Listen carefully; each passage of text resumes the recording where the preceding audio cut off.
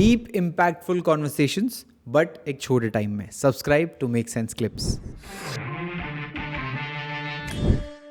तो हम जब जैसे पैदा हो गए, अब बन गया एक चार्ट जो जनरली सबके पास होता है, कुंडली में एक चार्ट होता है।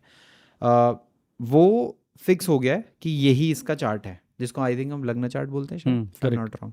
तो वो फिक्स हो गया, बट जैसे ओवर टाइम वो प्लैनेट्स चेंज करते रहते हैं। So how does that work? वो वाले प्लैनेट कभी चेंज नहीं होंगे। दैट इज़ अ प्रोग्रामिंग जो आपका बेस बन गया। This is what you are and that is अच्छा। What you will be. तो अब बदलेगा क्या? दो चीज़ें बदलेंगी। एक बदलेगी दशा। दशा जो कैलकुलेट होती है, जो चंद्रमा में आप जिस नक्षत्र में पैदा हुए वही नक्षत्र से आपकी दशा उसी समय पैदा होने वाली शुरू हो गई। ओके। जैसे आप मान लीजिए चित्रा नक्षत्र में पैदा हुए तो मंगल की दशा में आपकी जन्म हुआ। अब मंगल की जितनी भी डिग्री बची थी चंद्रमा की, उसके हिसाब से मंगल के इतने साल बचे। मंगल के बाद आएगी राहु की दशा 18 साल की। राहु के बाद गुरु की दशा आएगी 16 साल की। उसके बाद शनि की दशा आएगी 19 साल की। फिर बुध की दशा आएगी 17 साल की। फिर केतु की दशा आएगी 7 साल की। फिर शुक्र की दशा आएगी 20 साल की। फिर 6 साल की सूर्य की दशा, 10 साल की चंद्र की दशा और 7 साल की मंगल की दशा। तो ये पूरा ट्रैक है।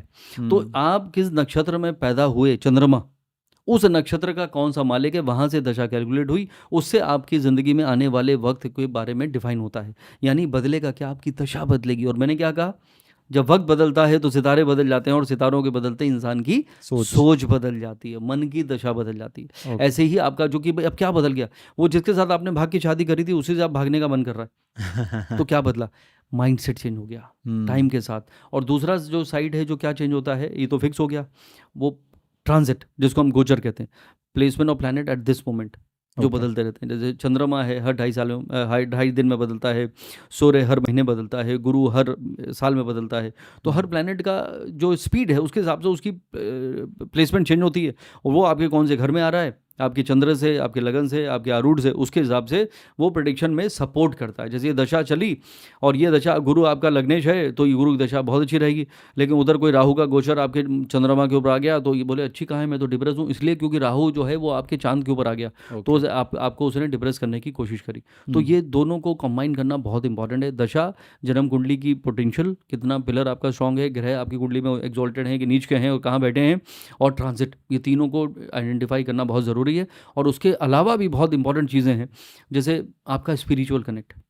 एक इंसान जो है वो बहुत स्पिरिचुअल है तो उसकी दशाएं, उसका टाइम बहुत ख़राब है, लेकिन वो कहेगा हाँ ठीक है भाई साहब, हाँ ठीक है, आप कह तो रहे हैं मैं थोड़ा सा डिप्रेसिंग फील कर रहा हूँ बट इट इज़ ओके, उसने हैंडल कर लिया। एक इंसान है उसका टाइम ठीक ठाक चल रहा है, हमेशा राजयोग सबके ज़िंदगी में नहीं आता हिमांशु, वो कहेगा हाँ भाई साहब ठीक तो है लेकिन मज़ा नहीं आ रहा है। वो क्योंकि वो क्या है, उसके अंदर एक्सेप्टेंस नहीं है और वो उसके अंदर इसकी एनर्जी डिप्लीटेड है बिकॉज वो स्पिरिचुअल नहीं है।